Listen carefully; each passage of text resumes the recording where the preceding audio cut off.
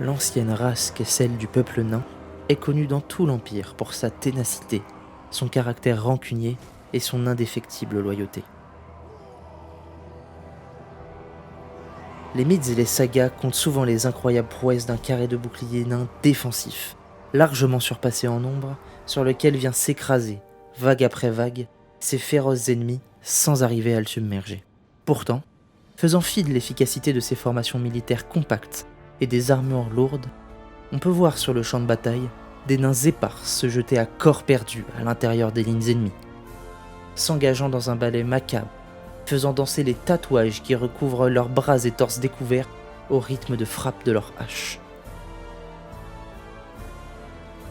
Ces berserkers, incarnation d'une rage primale, suivent les pas de leur ancêtre Grimnir dans ce qui est appelé de nos jours le serment du tueur.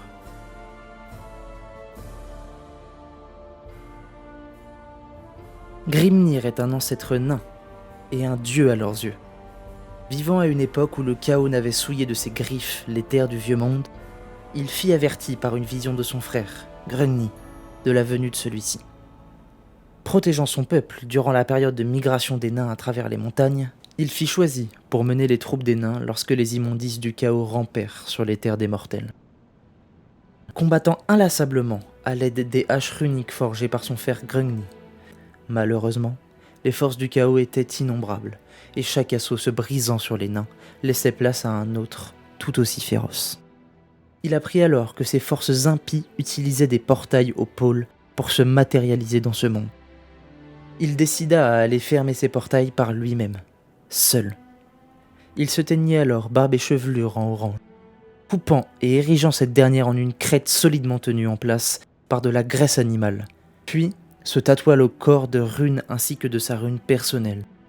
Il prit ses 2 haches et partit pour le nord, les désolations du chaos, suivi à son insu par son fils. Malgré les ordres de tourner le dos et de retourner à la maison de son père, Morgrim ne rentra pas. Grimnir lui donna alors une de ses haches pour le reste de la traversée. Récitant son chant funèbre, Grimnir tomba sous le chemin du grand dragon, Glamundring. Massacrant celui-ci, Grimnir fut tout de même balafré à de multiples endroits. Morgrim vit alors son père se scarifier à l'aide d'une dent arrachée à la bête, comme pour achever un rituel le préparant au combat qui arriverait. Il ne fallut pas longtemps avant que cela arrive. Au bord des désolations du chaos, Grimnir et Morgrim se battirent farouchement contre un prince démon du dieu du sang, Khorne. Pendant 3 jours et 3 nuits, les vastes plaines résonnèrent du fracas des armes et des crocs. Dansant comme un diable sanguinolent, Grimnir abattit la bête avec la force d'une montagne. Après s'être reposé, Grimnir somma Morgrim de rentrer, afin de prendre sa place en tant que protecteur du peuple nain. Voyant son père sombrer dans la frénésie et la folie des combats, il le fit à contre-cœur. Il vit alors les runes sur le corps de son père s'étioler au fur et à mesure qu'il s'enfonçait dans la brume. Il revint chez lui et conta l'histoire de son père. Les cœurs des nains s'embrasèrent à ce récit, et ainsi naquit le culte du tueur.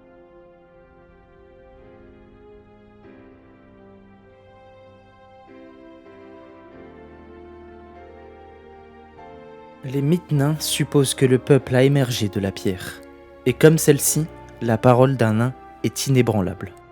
La pire insulte qui puisse être faite à ou par un nain est de briser la parole qui fut donnée. Des événements tragiques où l'incapacité de celui-ci à tenir sa parole peuvent fortement altérer sa santé mentale. Il doit alors faire un choix, vivre toute sa vie avec une ombre pesant sur ses épaules, sentant son étreinte à chaque instant, ou bien faire un pèlerinage jusqu'à Karak-Kadrin et prendre le serment du tueur afin de laver son honneur. Il abandonna ainsi amis et famille. Son nom est rayé des archives de son clan et de sa guilde, et alors, mimant Grimnir, il se tatoue le corps d'une myriade de symboles personnels mêlant la rune de cette illustre ancêtre, se teint barbes et cheveux en orange, rasant ceux-ci en une crête, après avoir écrit son nom pour la dernière fois sur la stèle portant ceux de tous ceux qui ont prêté le serment avant lui. Il laisse derrière lui son nom, et de toutes ses positions familiales, il n'en garde que les armes. Il récite alors le serment. « Je suis un nain, mon honneur est ma vie, et sans je ne suis rien. Je deviens alors un tueur pour trouver la rédemption aux yeux de mes ancêtres. Je deviens la mort pour les ennemis que j'affronterai, jusqu'à ce que je l'affronte lui, qui prendra ma vie et ma honte. Il quitte alors la cité, en espérant trouver un lui à la hauteur de la tâche.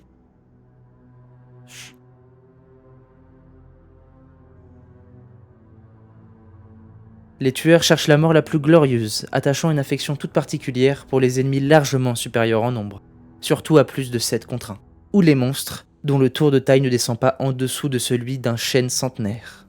Succomber pour moins que cela serait presque considéré comme un suicide et serait une mort déshonorante. Ces bien belles intentions sont théoriques, car peu de tueurs survivent à leur première bataille, et encore moins aux batailles suivantes. Et alors, plus un tueur survit aux batailles, plus il devient difficile à tuer. C'est ainsi que les tueurs ont acquis une réputation de féroces guerriers, car si l'on en vient à rencontrer un tueur de son vivant, c'est sûrement que ses talents en combat sont remarquables. Parmi ces grands combattants, certains ont compris qu'un monstre de la capille d'un troll ou d'un géant ne suffirait pas à leur apporter leur mort tant attendue. Ces nains sombrent petit à petit dans la dépression, car plus un tueur vit, plus il s'enfonce dans une frénétique folie. Voyant dans ce refus de trouver la mort le signe des dieux que leur honte est trop grande pour être lavée si facilement. Ils deviennent alors des tueurs de dragons. Et ceux qui, ne trouvant toujours pas la mort face à ceux-ci, voient leur santé mentale se tordre. Certains se dirigent alors vers les désolations du chaos, voyant dans cette torture le signe que Grimnir lui-même les a choisis pour l'aider à refermer les portails du chaos. Ces nains au destin funeste rivalisent en termes de tragique avec la lignée ayant 2 vœux paradoxaux, celle des rois tueurs.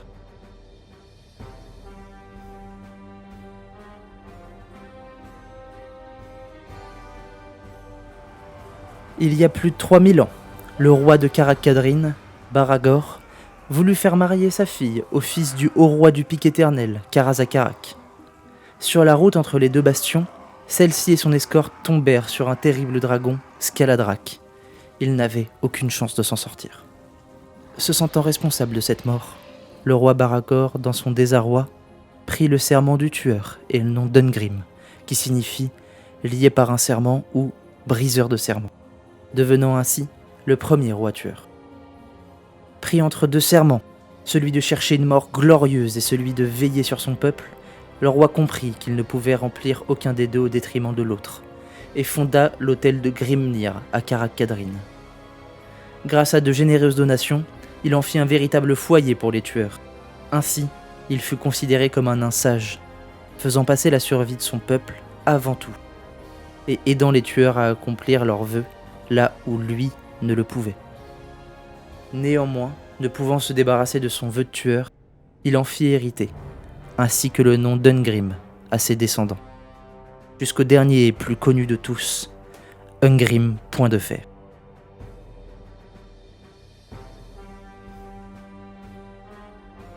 Parmi tous les monstres, marchant, rampant ou volant sur le vieux monde, peu d'espèces peuvent se vanter de n'avoir jamais goûté à Dargo, la hache de Ungrim Point de Fer, et de ne pas être mort de celle-ci. Actuel dirigeant de Karak-Kadrin est proclamé meilleur général de son vivant par le haut roi des nains Thorgrim le Rancunier, Ungrim Point de Fer hérita de Baragor autant de ses vœux que de son sens avisé de concilier ceux-ci. Néanmoins, Ungrim est en recherche constante des ennemis des nains. Là où la stratégie naine la plus répandue est la défense, Ungrim, lui, accompagné de son Throng, armé en langage des nains, le Khazalid, écrase ses ennemis avec la même force et la même minutie qu'un forgeron frapperait son métal. Depuis la mort de son fils Garagrim, on le dit qu'il cherche n'importe quel prétexte pour partir en guerre, le menant souvent à affronter les pires horreurs de ce monde.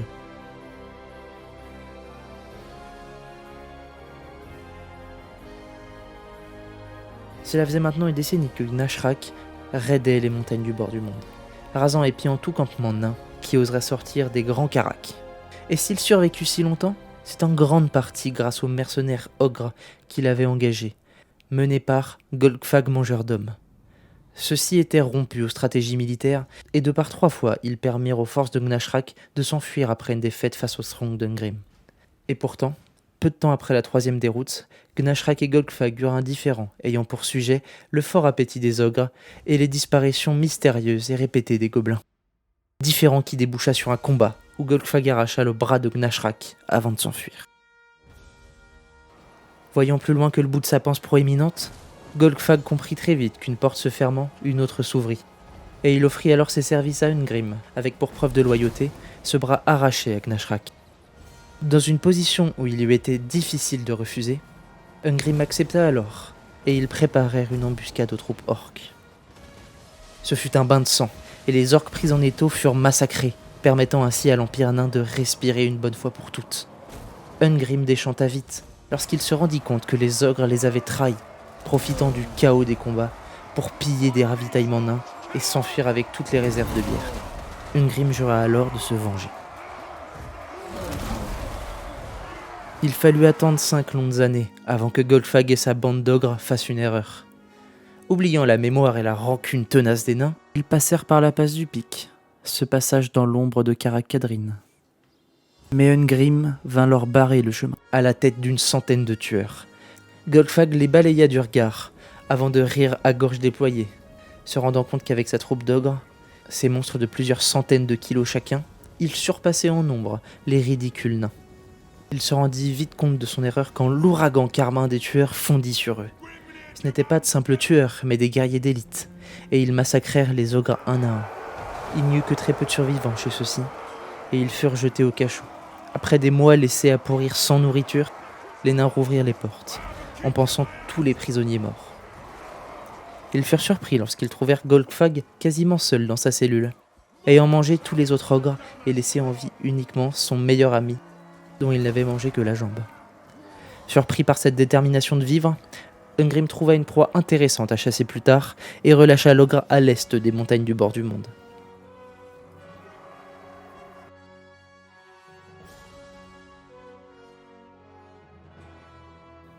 Ungrim était courroucé. Enfin cela, il l'était toujours. Mais là, il était chauffé à blanc. 1 an que ces foutus rats assiégeaient la forteresse. Mais là, construire des engins juste sur le parvis de celle-ci? Inacceptable. Ils allaient voir ce qu'ils allaient voir, ces maudits rats suceurs d'égout. Il passait et repassait devant ses guerriers, tous choisis pour cette sortie coup de... Au son du corps du Karak, les portes s'ouvraient. Ungrim, les mains cramponnées sur le manche de sa hache, les phalanges blanchies par l'effort, menait la charge. Les Skaven furent surpris de cette sortie, trop occupés à consolider des échafaudages. Enfin, à fouetter les esclaves qui les consolidaient. L'artillerie naine de la forteresse se déclencha alors, sonnant le glas pour les imprudents trop proches et couvrant l'avancée de la sortie naine. Encore en formation désorganisée à l'impact, les Skaven furent foudroyés par la charge et le corps nain s'enfonça dans les lignes. Ungrim tomba face au seigneur de guerre actuel. Encore dans son palanquin, il fut coupé en deux avec celui-ci. Une fois dans les lignes ennemies, les Skaven essayèrent de reprendre les troupes du roi à revers. Or, c'est à ce moment que le bruit des gyrobombardiers s'intensifia. Ils débarquèrent plein gaz des montagnes et firent s'abattre le feu et la mort sur les masses grouillantes des rats. Gagné par l'ivresse de la bataille, Ungrim s'était peut-être un peu trop éloigné des portes. C'est au moment où cette pensée atteignit son esprit que des bruits étranges vinrent de juste devant la porte. 3 abominations avaient jailli tout près de celle-ci, leur corps muté, rampant vers les portes maintenant fermées. Lorsque la première fut abattue, un champignon de gaz s'échappa brusquement de son corps, faisant s'effondrer tout ce qui vivait à proximité. Même certains nains Ungrim, pourtant loin de celle-ci, furent pris de tout et s'étouffèrent dans leur propre sang. Impuissant, Ungrim vit les 2 autres émerger du nuage de fumée, bavant et toussant jusqu'à atteindre la porte et s'acharner dessus. Les portes avaient tenu bon durant des millénaires. Ce n'est pas aujourd'hui qu'elles allaient tomber.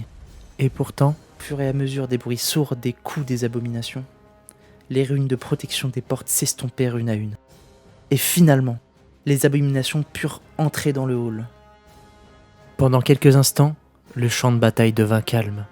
Puis on entendit 2 détonations venant du hall et des volutes de fumée s'échapper des portes. Ungrim comprit qu'il ne pourrait pas passer les portes avant un bon moment. Il ordonna à ses forces, tout en continuant de se battre, de contourner la montagne, afin de passer par les mines. Quand Ungrim arriva aux portes des mines, les brise-fers qui les gardaient étaient rigides dans leur armure. Mort. Ungrim tenta par 3 portes différentes de rentrer dans le Karak, mais à aucun de ses appels il n'y eut de réponse. À chaque porte, son sang se glaçait de plus en plus. Finalement, avec le temps écoulé, il décida de repasser par les portes principales, et le spectacle fut horrifiant. Les halls étaient devenus des tombeaux. La première bête se tenait dans le hall principal, tandis qu'une trace de sang montrait que la deuxième avait dû mourir, puis ressusciter un nombre incalculable de fois. Remontant cette trace, ils la trouvèrent. Ayant rampé à travers moult galeries, un petit filet de gaz coulait toujours d'une plaie béante. Les jours suivants furent funestes. Ungrim arpenta les couloirs de sa forteresse sans trouver âme qui vive. Tous les nains de son cortège prirent le serment du tueur. D'humeur massacrante, Ungrim fit un dernier détour sur l'autel de Grimnir. Karak-Kadrin n'était plus, et le roi tueur n'était plus que tueur. Ces mots s'écoulaient dans sa tête, et ses mains touchaient les runes de l'autel de Grimnir. Celles-ci, comme répondant au tueur, se déversèrent dans son corps. Ungrim sentit son sang brûler et sa rage s'enflammer. Et avec cet incendie intérieur vint un plus tangible. Sa barbe s'embrasa et sa crête s'alluma d'un feu ardent. Sa rage incontenue le fit crier, et de sa bouche déferla une colonne de flammes. Sortant du temple, les tueurs virent alors Ungrim brûler de tout son corps. Vu comme une incarnation de Grimnir, il était en fait habité par le vent du feu. Libéré par la destruction récente du grand vortex à l'autre bout du monde, il enflamma d'insultes envers les Skaven, les halls et galeries de Karak-Kadrin, et sortit accompagné de ses tueurs, leur maison purifiée par le feu. Il s'apprêtait à faire honorer leur dernier serment. Après avoir tenu bon contre d'innombrables ennemis et abattu plus de démons, géants et créatures au sein d'une bataille que durant une vie entière, les forces de l'ordre n'avaient plus espoir de victoire et les tueurs d'Ungrim ne cherchaient plus qu'une chose, mourir de la plus belle des façons avant que ce monde soit perdu. Ungrim se retrouva face au champion des dieux sombres, Archaon en personne, faisant pleuvoir une tornade de feu sur son ennemi. Cependant, chaque coup était paré par le pavois de l'élu. Aucun des deux n'arrivait à prendre le dessus. L'armure d'Archaon était tordue en de plusieurs endroits, tandis que la cape d'Ungrim n'était plus que lambeaux. Chaque coup et cri d'Ungrim provoquait des ouragans incandescents, et chacun des tueurs derrière lui était sûr que la destinée attendait au bout du chemin. Lorsque Balthazar Gelt s'interposa grâce à un mur magique entre les forces de l'ordre et du chaos, Ungrim cria de rage. Balthazar prit le temps de faire s'échapper l'empereur Karl Franz, et alors que le mur s'effaçait, Ungrim et ses tueurs, ayant pris cette pause pour affûter leurs armes, coururent à leur destinée. Bonjour, merci d'avoir regardé la vidéo, j'espère qu'elle vous aura plu. Comme vous avez pu le remarquer, il y a eu un changement dans le nom de la chaîne. Maintenant ça s'appelle le livre de Grimnir, vu que le livre des rancunes avait un homologue anglais. Je voudrais tout d'abord remercier Agin de la Bibliothèque Impériale pour m'avoir aidé pour le script, et Krezak qui m'a aidé à tourner la vidéo. Comme vous voyez, je suis en train de m'essayer à pas mal de choses, donc si vous avez des retours, positifs ou négatifs, je prends. Si vous aimeriez aussi voir un sujet qui n'a pas encore été traité, et c'est vaste, n'hésitez pas à le mettre en commentaire. Si vous avez aimé, je vous invite à laisser un like et à vous abonner. Ciao!